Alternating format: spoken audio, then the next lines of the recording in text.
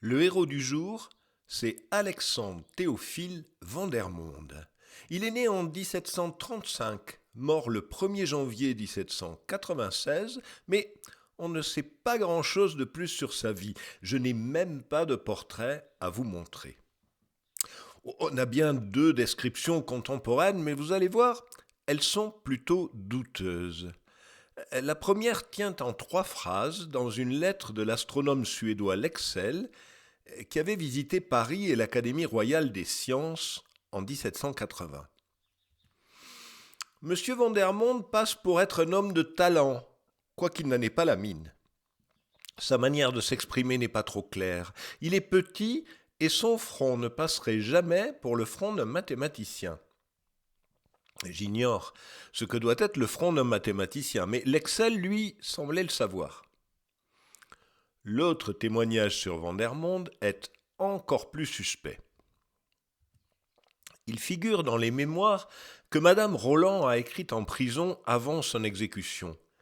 Et comme on s'y attend, elle charge autant qu'elle peut tous ceux qu'elle a pu connaître et qu'elle place, à tort ou à raison, du côté de la terreur. Voici le passage qui concerne Vandermonde. Par quelle saillie d'imagination la mienne rappelle-t-elle ici Vandermonde ? Je n'ai jamais rencontré des yeux aussi faux et qui accusassent plus juste la nature de l'esprit du personnage. On dirait que celui-ci a le sien coupé net en 2 parts. Avec l'une, on peut commencer tous les raisonnements, mais il est impossible d'en suivre aucun avec l'autre et tirer de l'ensemble un bon résultat. Comme la science figure mal dans une tête ainsi organisée. Aussi, Vandermonde, académicien d'ailleurs, ami de Pache et de Monge, se vantait de servir de conseil à ce dernier et d'être appelé sa femme. Il me disait un jour, en parlant des Cordeliers, de la secte desquels il avouait être, par opposition aux personnes qu'il est traité d'enragées, nous voulons l'ordre par la raison, et vous êtes du parti de ceux qui le veulent par la force. Après ces définitions, je n'ai plus rien à dire des travers d'esprit d'un tel homme. Qu'est-ce qui est vrai là-dedans ? Que Vandermonde, par amitié pour Monge ou par conviction personnelle, ait professé des opinions plutôt à gauche pendant la Révolution, c'est exact. On ignore s'il a été, comme l'affirme Madame Roland, membre du club extrémiste des Cordeliers. Oh, n'ayez pas peur, je ne vais pas me lancer dans l'histoire de la Révolution française en 5 minutes. Je vais juste saisir l'occasion pour vous montrer quelques gouaches de Le Sueur. Leur fraîcheur et leur simplicité donnent parfois une meilleure idée de l'ambiance révolutionnaire qu'une longue analyse. Bon, allons-y. 1789, la prise de la Bastille. Vous y êtes ? Vandermonde a 54 ans. C'est un académicien reconnu. Oh, pas forcément pour les mathématiques, qui sont bien loin de ses préoccupations. Pas plus que pour la musique. Violoniste lui-même, il a écrit en 1780 un traité d'harmonie, un peu critiqué puis rapidement oublié. Il est surtout devenu en 1783 le conservateur de la collection de machines de Vaucanson. Comme il est aussi commissaire de l'administration du commerce, il est appelé à expertiser les machines nouvelles dans les ateliers de Paris. Et puis, il a participé à ce mémoire sur le fer de 1786. Berthollet est chimiste. Il travaille depuis quelques années à refaire les expériences de Priestley et Lavoisier sur l'oxygène. Monge est mathématicien, mais lui aussi a fait des expériences sur l'oxygène. Vandermonde a participé, probablement par amitié pour Monge. En 5 ans, la Révolution passe des États généraux convoqués par le roi à la monarchie constitutionnelle, puis à la République et à la terreur. Au moins dans la capitale, l'exaltation révolutionnaire est entretenue par des agitateurs extrémistes, comme Marat ou Hébert. Mais pour beaucoup, cette exaltation est sincère. La liberté ou la mort. Vivre libre ou mourir. Ce sont les slogans restent répétés dans les manifestations. On forme des clubs, y compris de femmes, qui commentent passionnément les décisions de l'Assemblée législative, puis de la Convention nationale. La patrie est en danger, alors on s'enrôle dans l'enthousiasme et dans les libations. On crie et on chante beaucoup, surtout ce nouvel hymne de Rouget de Lille que les volontaires venus de Marseille ont popularisé dans leur marche. Chacun fait de son mieux pour participer. Des ateliers de fabrication de poudre et de fusils s'ouvrent un peu partout. Et comme dans tous les temps troublés, les profiteurs s'enrichissent sur les biens confisqués et aussi en spéculant sur la nouvelle monnaie de papier, les assignats. Pour beaucoup, et pas seulement dans l'ancienne noblesse, c'est un temps où l'arbitraire et les mouvements de foule décident parfois de la vie ou de la mort. La crainte est partout. Et personne ne songerait, pas plus à l'Académie des sciences que dans d'autres milieux, à se soustraire aux réquisitions patriotiques. Alors Vandermonde, Monge et Berthollet reprennent leur mémoire de 1786 et en fournissent une version directement applicable, sous la forme de cet avis aux ouvriers en fer sur la fabrication de l'acier, publié par ordre du Comité de salut public. L'introduction vous donnera une bonne idée de l'ambiance de l'époque. Pendant que nos frères prodiguent leur sang contre les ennemis de la liberté, pendant que nous sommes en seconde ligne derrière eux, amis, il faut que notre énergie tire de notre sol toutes les ressources dont nous avons besoin, et que nous apprenions à l'Europe que la France trouve dans son sein tout ce qui est nécessaire à son courage. L'acier nous manque, l'acier qui doit servir à fabriquer les armes, dont chaque citoyen doit se servir pour terminer enfin la lutte de la liberté contre l'esclavage.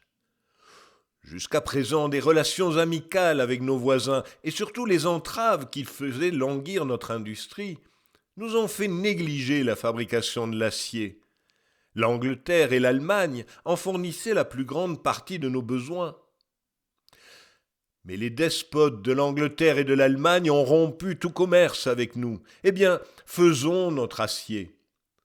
Nous allons vous présenter quelques notions qui doivent vous guider dans une entreprise généreuse pour ce moment, utile à notre industrie pour l'avenir. Et effectivement, un mode d'emploi est donné, accompagné des plans pour fabriquer les fourneaux qui transformeront le fer en acier. Et pourquoi faut-il de l'acier? Pour fabriquer des armes, bien sûr. Et à l'automne 1793, Vandermonde est envoyé dans une usine du Bas-Rhin pour étudier les procédés de fabrication des baïonnettes, des sabres et des baguettes à fusil. Il est accompagné d'un dessinateur qui fournit les illustrations nécessaires. Arrive le 9 Thermidor de l'an 2, la chute de Robespierre et la fin de la terreur. Alors, une autre vague de répression touche tous ceux que l'on qualifie de terroristes. 6 mois plus tard, ouvre l'école normale de l'an 3. Ne faites pas semblant de ne pas connaître, je vous en ai déjà parlé. Berthollet, Monge et Vandermonde font partie des professeurs. Berthollet pour la chimie, Monge pour sa géométrie descriptive et Vandermonde pour l'économie politique. Les trois se sont signalés par les services rendus sous la terreur au comité de salut public et tentent de faire profil bas. Vandermonde, lors de son premier cours, parle de lui à la troisième personne et en appelle au soutien de ses étudiants. Déjà, des malveillants cherchent à soulever l'opinion contre celui qui a été choisi pour fournir des textes à votre discussion. Citoyen, son embarras est extrême, la faiblesse de son organe, l'inhabitude de parler en public, la confusion des notes qu'il n'avait recueillies que pour lui et qu'il n'a pas le temps de ranger dans un ordre systématique. Tout l'intimide. S'il faut encore qu'il soit victime de la calomnie, si vous ne le couvrez pas de votre bienveillance, il vous deviendra tout à fait inutile. Car il faut une entière liberté d'esprit pour traiter les questions délicates de l'économie politique. Il va pourtant les traiter, ces questions délicates, de manière résolument moderne, se plaçant dans le camp du libéralisme économique et défendant en particulier l'expérience des assignats. Ceci est sa dernière production officielle, un rapport sur les fabriques et le commerce de Lyon, par le citoyen Vandermonde, professeur d'économie politique à l'école normale. Vandermonde est malade. Il souffre de phtisie, c'est-à-dire de tuberculose. Il est dans les derniers mois de sa vie. Regardez la phrase manuscrite en haut. Elle est probablement écrite de sa propre main. L'auteur a énoncé, page 42, son opinion sur le terrorisme. Effectivement, il fait tout ce qu'il peut dans le texte pour se démarquer des excès révolutionnaires, comme il est de bon ton au moment où il écrit. Et les mathématiques dans tout ça ? Vandermonde n'y pense probablement plus du tout. Au début des années 1770, elles lui ont servi de tremplin pour être nommé à l'Académie royale des sciences. Il était courant à l'époque, pour les jeunes gens ambitieux, de commencer par envoyer 1 ou 2 mémoires de mathématiques qui, s'ils étaient acceptés, conduisaient à une place d'adjoint, suivie ensuite éventuellement de promotion au grade d'associé puis de pensionnaire. Vandermonde n'a écrit que 4 mémoires de mathématiques dans sa carrière, tous lus à l'Académie entre 1770 et 72. C'était relativement courant à l'époque. Après tout, Buffon, Réaumur, Bougainville ont commencé par les mathématiques, pour faire toute autre chose ensuite. Ce qui est original dans le cas de Vandermonde, c'est que chacun de ces 4 mémoires suffisait à faire passer son nom à la postérité. Les voici par ordre chronologique. Ce premier mémoire, lu en novembre 1770, est considéré comme le plus important dans l'histoire des mathématiques. Vandermonde y relie les racines d'une équation polynomiale aux fonctions symétriques de ses racines. Et ce faisant, il reconnaît l'importance des combinaisons de fonctions symétriques dans la résolubilité des équations par radicaux. C'est ce qui mènera au début du siècle suivant à la démonstration de l'impossibilité pour l'équation du 5e degré, puis à la théorie des groupes. Lagrange a publié peu après à Berlin un mémoire important sur le même sujet, et quelques années plus tard, il écrit à Condorcet « Monsieur de Vandermonde me paraît un très grand analyste, et j'ai été très enchanté de son travail sur les équations. » Le second mémoire, lu 2 mois après le précédent, introduit la théorie des déterminants. C'est de ce mémoire que vient la dénomination de déterminant de Vandermonde, même s'il n'y figure pas vraiment. Je vous raconterai pourquoi dans un moment. Le troisième mémoire porte sur des mathématiques curieuses, celles qui ont démarré avec Leibniz puis Euler, en partant du jeu de solitaire et des déplacements de cavaliers aux échecs. Vandermonde, lui, se pose en plus un problème concret. Comment noter l'ordre dans lequel sont entrelacés les fils quand on fait une tresse, un réseau ou des nœuds? Et à cause de ces remarques, Vandermonde est considéré aujourd'hui comme le fondateur de la théorie des nœuds. Vient enfin ce dernier mémoire sur les irrationnels, où Vandermonde étudie des généralisations des factoriels. On y trouve en particulier la formule de récurrence sur les coefficients combinatoires qui s'appelle toujours formule de Vandermonde. Mais revenons-en aux déterminants. Au début de son mémoire, Vandermonde décrit ses notations pour un système général d'équations. Comme vous le voyez, chaque coefficient est noté par des nombres superposés, dont l'un note le numéro de l'équation, l'autre le numéro de l'inconnu. Pas question de noter les déterminants sous forme de tableau carré, comme nous. La notation est purement symbolique et la définition est inductive. C'est le développement par rapport à une colonne, tel que nous le connaissons. Vandermonde énonce les principales propriétés des déterminants, puis, comme en passant, en arrive à une remarque cruciale. Ceux qui ont connaissance des symboles abrégés que j'ai nommés types partiels de combinaison dans mon mémoire sur la résolution des équations reconnaîtront ici la formation du type partiel dépendant du second degré pour un nombre quelconque de lettres. Ils verront sans peine qu'en prenant ici nos alpha, bêta, gamma, delta, etc., par exemple pour des exposants, tous les termes de même signe, dans le développement de l'une de nos abréviations, seront aussi le développement du type partiel dépendant du second degré et formé d'un pareil nombre de lettres, ce que démontrent nos opérations précédentes. Et il en déduit immédiatement qu'un déterminant ayant deux lignes ou deux colonnes égales est forcément nul. Pourquoi donc ? Cela mérite un petit décodage. Regardez le développement d'un déterminant d'ordre 3. Maintenant, faites ce que dit Vandermonde, c'est-à-dire faites passer les indices en exposants. Le développement devient un polynôme homogène de degré 6 en A, B, C. Or, ce polynôme, Vandermonde le connaît bien. Il l'a déjà rencontré parmi ses fonctions symétriques. Il sait parfaitement qu'il est égal au produit ABC fois les trois différences A-B, B-C, C-A. Il ne fait aucun doute pour lui que la propriété se généralise à un nombre quelconque de dimensions.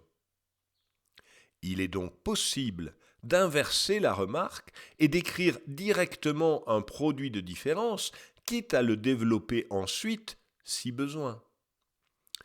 La preuve que Vandermonde avait parfaitement vu cette astuce, c'est la suite de sa remarque. Sous la forme d'un produit de différence, il est évident, comme il le dit, que le déterminant s'annule dès que deux des lettres sont égales. Sans le facteur ABC, c'est ce produit de différence que l'on appelle de nos jours déterminant de Vandermonde. Lebesgue, puis Dieudonné, ont jugé que l'attribution était injustifiée. Personnellement, je la trouve d'autant plus méritée que l'astuce de Vandermonde, sous la plume de Cauchy, est devenue la première définition générale des déterminants. Le travail de Cauchy ne porte pas que sur les déterminants, mais plus généralement sur le nombre des valeurs qu'une fonction peut acquérir lorsqu'on y permute de toutes les manières possibles les quantités qu'elle renferme. Les fonctions qui ne prennent qu'une seule valeur sont les fonctions symétriques. Juste après viennent les fonctions qui ne prennent que deux valeurs opposées, c'est-à-dire les fonctions alternées. Ce mémoire est le premier travail d'envergure de Cauchy, écrit à 23 ans. Il fait en tout une centaine de pages. Les déterminants sont traités dans la deuxième partie. Elle commence par une définition qui reprend exactement l'observation de Vandermonde.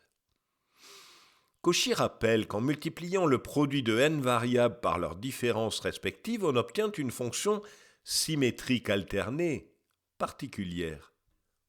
Puis il dit